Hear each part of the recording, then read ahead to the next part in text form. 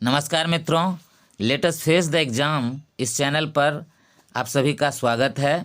आज Bihar board exam 2023 के लिए VVI जो क्वेश्चन है आंसर है। हम लोग कविता पाठ से कवि रसखान की कविता को हम लोग पढ़ेंगे। इनका पूरा नाम था सैयद इब्राहिम खान। इनका हम लोग जीवन परिचय जान लेंगे। इनका जन्म हुआ था 1548 ईस्वी में। एक पठान परिवार दिल्ली में हुआ था। ये जहांगीर के समकालीन थे, अर्थात इनका जो मतलब एक रचना काल था वो जहांगीर का शासनकाल था। इनकी मृत्यु 1628 ईस्वी में हो गई थी। इसका मतलब है कि 80 साल इन्होंने अपने जीवन को सफलतापूर्वक जिया और ये दिल्ली में पठान राजवंश में उत्पन्न हुए थे। दिल्ली पर जब मुग़लों का अधिकार हो गया तो ये दिल्ली से भाग खड़े हुए और ब्रजभूमि में आकर कृष्ण भक्ति में मग्न हो गए। रसखान मूल रूप से मुसलमान थे। हम लोग जानते हैं कि बहुत ऐसे कवि हुए हैं जिन्होंने धर्म, जाति और देश की सीमा से ऊपर उठ कर के अपने आराध्य देव की आराधना की है। तो ये एक तरह से कहा जाए तो एक ऐसे कवि थे जो एक मुसलमान होते हुए भी कृष्ण भक्ति में ये अपने आप को तल्लीन कर लिए। इनका जीवन जो है कृष्ण भक्ति के गान में रम गया। रसखान सूफियों का हृदय लेकर कृष्ण की लीला पर काव्य रचते हैं। इनकी रचनाओं को भारतेंदु हरिश्चंद्र भी प्रशंसा किए हैं। गोस्वामी विट्ठल नाथ जी ने कृष्ण के प्रति इनकी भक्ति को देखकर अपना शिष्य बना लिया। बचपन से ही ये प्रेमी स्वभाव के थे। ऐसे भी कवि हृदय का मतलब ही है कि जो प्रेम को पूजता है वही कवि हो सकता है। तो बचपन से ही ये प्रेमी स्वभाव के व्यक्ति थे। बाद में यही ईश्वरीय यानी अलौकिक प्रेम में बदल गया। कृष्ण भक्ति से उत्प्रेरित होकर ब्रजभूमि में ये रहने लगे और मृत्यु तक वहीं रहे, अर्थात ब्रजभूमि में ही उनका निवास रहा पूरा जीवन। जब से ये दिल्ली से यहाँ आए, रसखान कृष्ण का लीला पदों में नहीं बल्कि सवैयों में। अब सवैया क्या है? तो एक तरह से वार्णिक छंद होता है जिसमें 4 पंक्तियाँ होती हैं। तो 4 पंक्तियों की जो कविता होती है वो सवैया है। प्रमुख रचनाएं इनकी हैं सुजान रसखान और प्रेम वाटिका, ये इनकी प्रमुख रचनाएं। अब जो कविता हम लोग पढ़ने जा रहे हैं, प्रेम अयन श्री राधिका, ये कविता का नाम है। अब इस कविता से संबंधित हम लोगों को जानकारी प्राप्त करनी है। प्रस्तुत पाठ हिंदी के लोकप्रिय कवि रसखान द्वारा रचित है। प्रथम पद दोहा और सोरठा में संकलित है और द्वितीय छंद सवैयों में संकलित है। प्रथम पद में कवि राधा कृष्ण के प्रेममय जोड़ी को दिखाया है कवि ने, तथा द्वितीय पद में सवैया के माध्यम से उन्होंने कृष्ण और अपने ब्रज पर सब कुछ जीवन न्यौछावर करने की बात करते हैं। इसमें कवि ब्रज के प्रति अपना संपूर्ण समर्पण व्यक्त करते हैं, अर्थात ब्रजभूमि पर अपना वो जीवन का सब कुछ न्यौछावर कर देना चाहते हैं। अब हम लोग प्रथम पद को देखेंगे और उसके अर्थ को देखेंगे। प्रथम पद है प्रेम अयन श्री राधिका, प्रेम बरन नंद नंद, प्रेम बाटिका के दो माली मालिन द्वंद, मोहन छवि रसखान लखे, अब दृग अपने नाहे, अंचे आवत धनुष से छूटे सर से जाए। अर्थात प्रेम अयन श्री राधिका, अयनी का मतलब होता है खजाना, संपत्ति का भंडार। तो कवि का कहना है कि श्री राधिका जो हैं वो प्रेम रूपी संपत्ति के भंडार है, प्रेम रूपी संपदा के वे खजाना। प्रेम बरन नंद नंद, प्रेम और बरन का मतलब वर्ण रंग, और नंद नंद यहाँ पर दो नंद हैं। एक नंद है ये नंद, इसका मतलब है ये व्यक्तिवाचक संज्ञा है, ये नाम है। जो ब्रज भूमि के नंद थे तो उन्हीं के सुपुत्र थे श्री कृष्ण। तो ये नंद जो है ये एक व्यक्तिवाचक संज्ञा है, नंद जी। और एक नंद हैं, ये नंद है, ये नंद, और इसका मतलब होता है बेटा।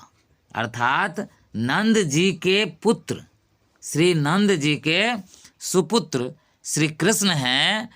तो ये हैं, तो नंद का मतलब हो गया नंद जी के सुपुत्र अर्थात नंदलाल अर्थात श्री कृष्ण।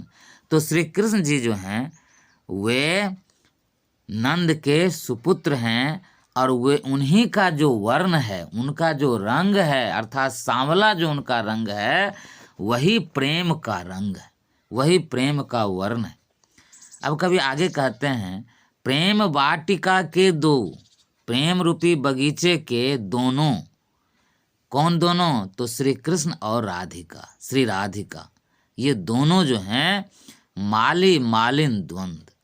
अर्थात श्री कृष्ण यदि माली हैं तो श्री राधिका मालिन हैं, और दोनों अपने प्रेम रूपी बगीचे, यह संसार जो है एक बगीचा है, और यह संसार प्रेम रूपी बगीचा है जहाँ हम आपस में एक दूसरे से प्रेम दया करुणा भाव से रहते हैं।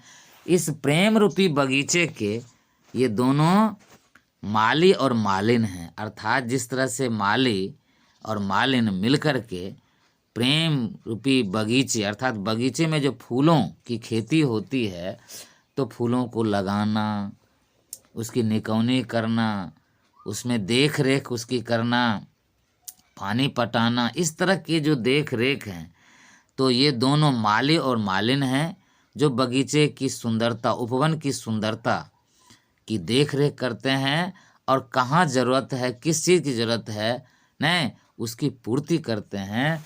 तो प्रेम वाटिका के दो माली मालिन द्वंद, मोहन छवि रस खान लखी। मोहन छवि अर्थात श्री कृष्ण की जो छवि है, श्री कृष्ण की जो सुंदरता है, श्री कृष्ण की जो मतलब उनका जो अनोखा रूप है उसको देख करके, लखी का मतलब देख करके, अब दृग अपने ना है, अब मेरी आँख अपने वश में नहीं है। अंचे आवत धनुष से छूटे सर से जाएं।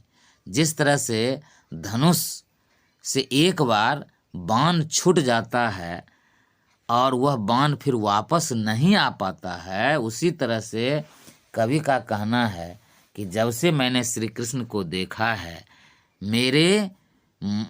मेरा जो मन है वह उसी तरह से जैसे धनुष से तीर छूट जाता है, अर्थात वो वापस नहीं आ पाता है। तो श्री कृष्ण के ऊपर मेरा मन चला गया है, वह वापस नहीं आता है।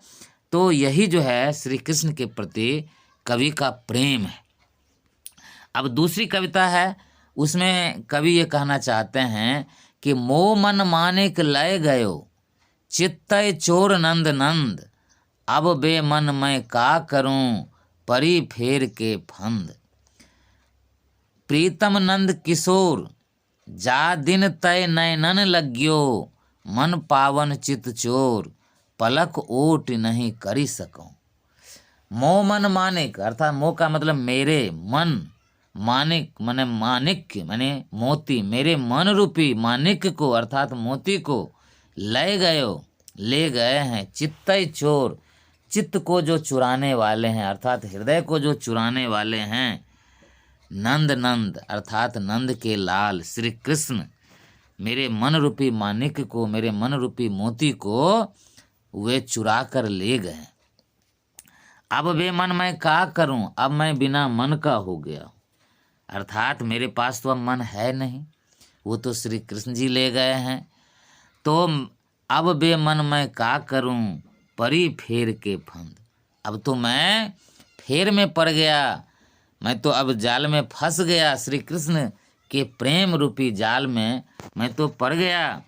प्रीतम नंद किशोर अर्थात मेरे तो प्रियतम नंद किशोर हैं, अर्थात नंद के किशोर, अर्थात नंद के सुपुत्र मेरे प्रियतम हैं, अर्थात मैं तो उन्हीं से सिर्फ प्रेम करता हूँ। जा दिन तय नए नन लग्यो, जिस दिन से मेरी आंखें उन पर लगी हैं, मेरा मन उन पर गया है।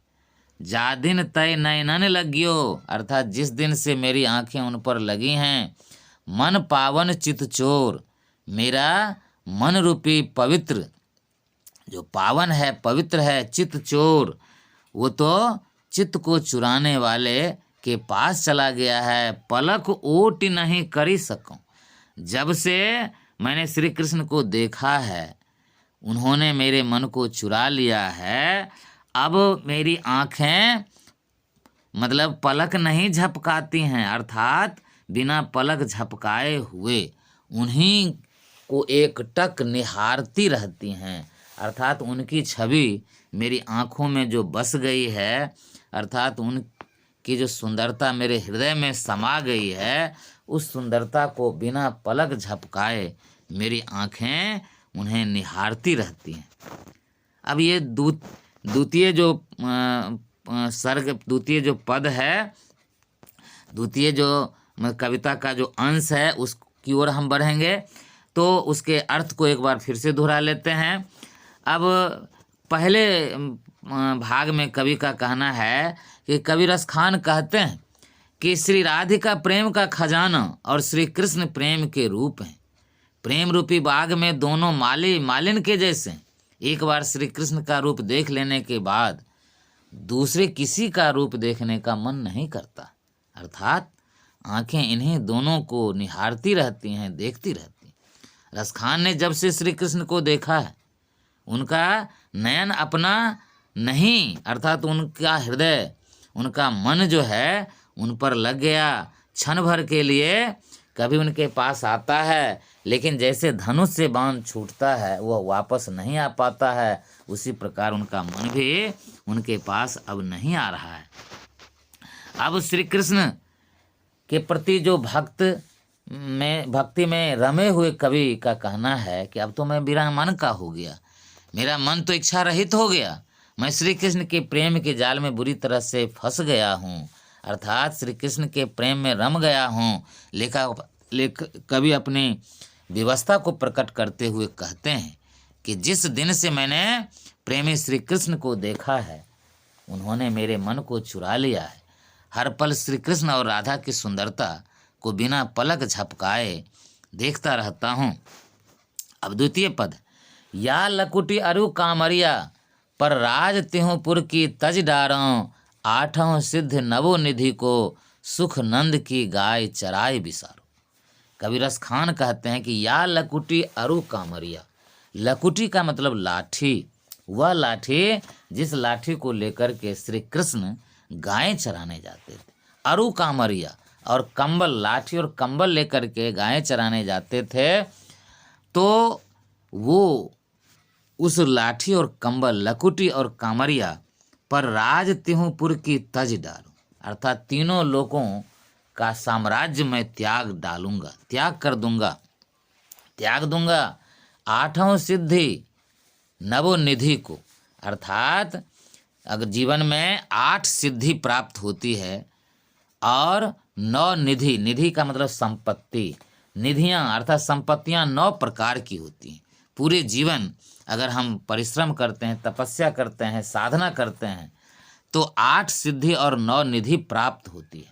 कवि का कहना है कि पूरे जीवन की तपस्या, पूर्व जन्म की भी तपस्या को जोड़ दिया जाए तो 8 सिद्धि और 9 निधियों का जो सुख होता है, चरम सुख होता है, उसको भी मैं त्याग दूंगा, उस सुख को भी मैं भुला दूंगा यदि मुझे श्री कृष्ण जिस लकुटी, जिस लाठी और जिस कंबल को लेकर के गायें चराने जाते थे वो मुझे यदि प्राप्त हो जाए। रसखान कबों इन आँखिन सो, ब्रज के बनबाग तराग निहारों, कोटिक रव कल धौत के धाम, करिल के कुंजन ऊपर वारो। रसखान कबों इन आँखिन सो, कवि रसखान का कहना है कि जब से मेरी आँखों ने ब्रज के निकुंजों यानी ब्रज के बनबाग तराग निहार, ब्रज के जो वन हैं, बाग हैं, उपवन हैं, तालाब हैं, जिस वन और बाग तालाब के किनारे श्री कृष्ण गाय चराते थे, उसको मुझे निरखने का, निहारने का, अवलोकन करने का अगर अवसर मिल जाए, सुअवसर प्राप्त हो जाए, तो कोटिक रहो कल धौत के धाम। कोटिक का मतलब करोड़ों, तो करोड़ों कल धौत के धाम, यानी कहने का मतलब है कि करोड़ों स्वर्ग की जो मतलब सुंदरता होती है, करोड़ों स्वर्ग का जो साम्राज्य है, उस करोड़ों स्वर्ग के साम्राज्य को मैं न्यौछावर कर दूंगा यदि ब्रज के बाग, तालाब और कुंजन यदि मुझे निहारने का अवसर प्राप्त होगा, मुझे देखने का अवसर प्राप्त होगा, तो ऐसे कीमती स्वर्ग जैसे कीमती महल को छोड़ करके भी जहाँ श्री कृष्ण रास लीला करते थे, उसे मुझे अगर निहारने का अवसर प्राप्त हो जाए तो मैं स्वर्ग के साम्राज्य को भी, करोड़ों स्वर्ग के साम्राज्य को भी छोड़ने को तैयार हो जाऊं। तो ये कविता है। अब हम लोग इसका जो प्रश्न उत्तर है उसकी ओर चलेंगे। कवि ने स्वयं को बेमन क्यों कहा है? और ये 2018 की बोर्ड परीक्षा में पूछा था। तो इसका उत्तर हम इस प्रकार देंगे कि कवि रसखान, जिन्हें संप्रदाय मुक्त कवि कहा जाता है और जो श्री कृष्ण की भक्ति में इस प्रकार तल्लीन हो गए, जो वो कहते हैं कि श्री कृष्ण ने उनके मन को चुरा लिया है, अर्थात वे जब से श्री कृष्ण को उनकी आंखों ने देखा है तब से वे बेमन हो गए, अर्थात मन तो श्री कृष्ण पर चला गया, अर्थात उनके पास अब मन नहीं है, बेमन हो गए। तो कवि का कहना है कि उस नंद के चहेते रसखान जी का कहना है कि उनके मन को श्री कृष्ण ने चुरा लिया है, इसलिए वे अब अपने आप को बेमन कहते हैं। इसलिए कवि का मानना है कि जब से श्री कृष्ण को देखा है मैं बेमन हो गया हूँ, तो इसी अर्थ में उन्होंने अपने आप को बेमन कहा है। अब प्रश्न दूसरा है, कृष्ण को चोर क्यों कहा गया है? यह 2018 के एनुअल में पूछा था। तो इसका भी उत्तर हम लोग देखेंगे कि सबसे पहले तो इसका उत्तर इस प्रकार लिखेंगे कि कवि रसखान, जिन्हें कृष्ण भक्ति का अनन्य कवि कहा जाता है और वे संप्रदाय मुक्त कवि की अनन्य धारा के कवि हैं, तो उनका मानना है कि श्री कृष्ण जो प्रेम रूपी बगीचे के माली हैं, वे प्रेम के वर्ण भी हैं। जब से श्री कृष्ण की सुंदरता को देखा है, उनकी रूप के वे दीवाने हो गए, उस पर मोहित हो गए, और उनका मानना है कि जब से उन्होंने श्री कृष्ण को देखा है तब से उनका हृदय उनके पास नहीं है, अर्थात उनका मानना है कि उनके मन की चोरी हो गई। तो कृष्ण को ही उन्होंने कहा है कि उनके चित्त को उन्होंने ही चुराया है, उनके हृदय को उन्होंने ही चुराया है, इसलिए श्री कृष्ण को उन्होंने चोर कहा है। कभी कृष्ण और राधा के प्रेम में दीवाना हो गए हैं। उनकी मनमोहक छवि को देखकर मन पूरी तरह से युगल में रम जाता है, इसलिए उन्हें लगता है कि इसे मन रूपी मणि को श्री कृष्ण ने चुरा लिया। प्रश्न तीसरा है, कवि ने माली मालिन किन्हें और क्यों कहा है? अथवा रसखान ने माली और मालिन किन्हें और क्यों कहा है? ये टेक्स्ट बुक का सवाल है। टेक्स्ट बुक हिंदी में तो टेक्स्ट बुक ही है। तो 2012 एनुअल, 2015 एनुअल और 2015 के कम्प्लीमेंट्री यानी सप्लीमेंट्री का है, 2014 का भी है। तो इस तरह से यह प्रश्न भी काफ़ी महत्वपूर्ण है। तो श्री कृष्ण को मालिन, श्री कृष्ण और राधा को कवि ने माली और मालिन कहा है। और क्यों कहा है? तो इसलिए कहा है कि प्रेम रूपी बगीचे, प्रेम चूँकि एक प्रेम रूपी बगीचे का मतलब यह संसार जो है वह प्रेम रूपी बगीचा है, और इसमें श्री कृष्ण जो है उस बगीचे में जो भी मतलब जैसे हम फूलों का बगीचा देखते हैं, जो पौधे लगाए जाते हैं, पौधे की निगरानी की जाती है तो और उसकी देखभाल की जाती है, तभी उस बगीचे की सुंदरता कायम रह पाती है। तो प्रेम रूपी बगीचे की सुंदरता को बरकरार रखने में कृष्ण और राधा लगे रहते हैं और इस प्रेम से ही संसार चलता है। प्रेम के बगैर संसार की कल्पना भी संभव नहीं है। इसीलिए कवि ने माली और मालिन कृष्ण और राधा को कहा है। कभी राधा और कृष्ण के प्रेम में युगल को प्रेम भरे नयन से देखते हैं। यहाँ प्रेम की वाटिका का मतलब होता है प्रेम रूपी बगीचा, जिसकी देखभाल श्री कृष्ण और राधा करते हैं और एक माली मालिन के रूप में करते हैं। अब प्रश्न चौथा है, रसखान रचित सवैये का भावार्थ अपने शब्दों में लिखें। 2012 के एनुअल और 2014 में भी पूछा था। तो रसखान रचित जो सवैया है उसका जो भावार्थ है उसको हम लोग ऊपर भी देख चुके हैं। अब थोड़ा सा उसको हम लोग यहाँ संक्षेप में देख लेंगे। तो ये ब्रजभूमि के प्रति कवि का जो हार्दिक प्रेम है, जो उद्गार है, वह कविता के माध्यम से प्रकट होता है।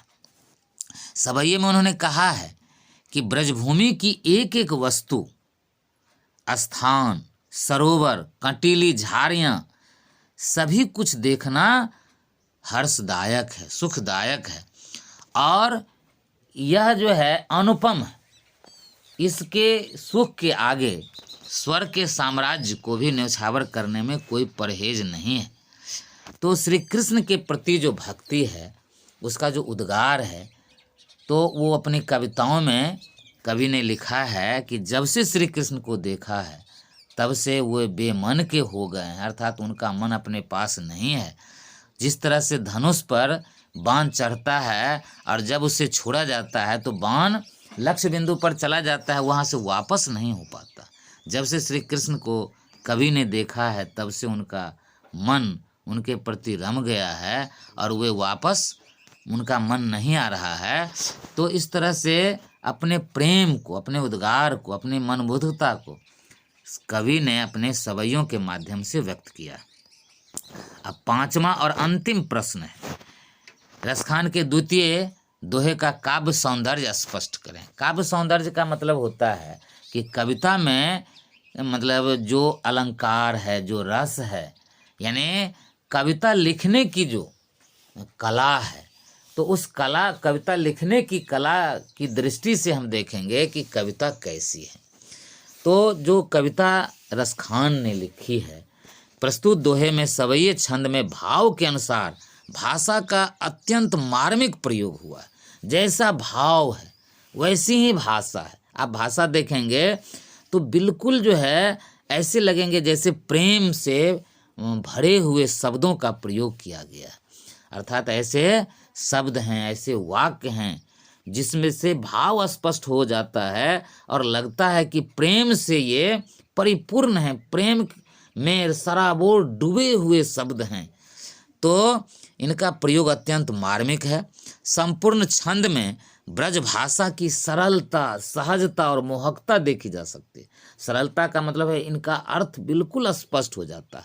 सहज, ये भाव को बिल्कुल स्पष्ट रूप से व्यक्त कर देते हैं और बोलने में भी, पढ़ने में भी काफ़ी मोहक लगता है, अर्थात लयपूर्ण लगता है।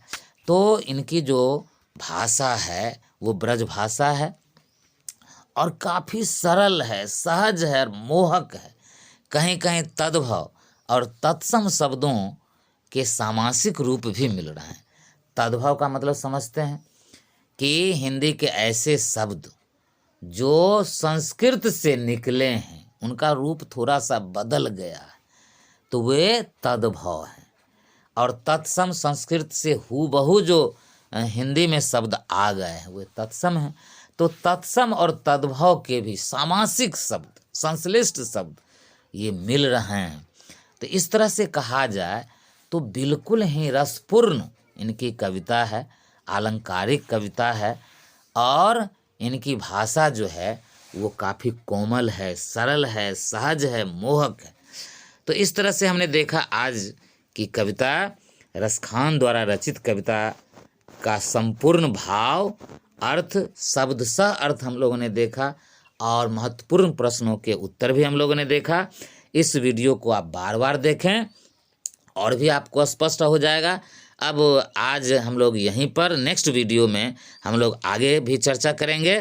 तब तक आप लोगों को बहुत बहुत धन्यवाद लास्ट तक वीडियो को देखने के लिए। अगर आप चैनल पर नए हैं तो सब्सक्राइब कर लें, अधिक से अधिक शेयर करें, लाइक करें और कमेंट्स करें। आप सभी को बहुत बहुत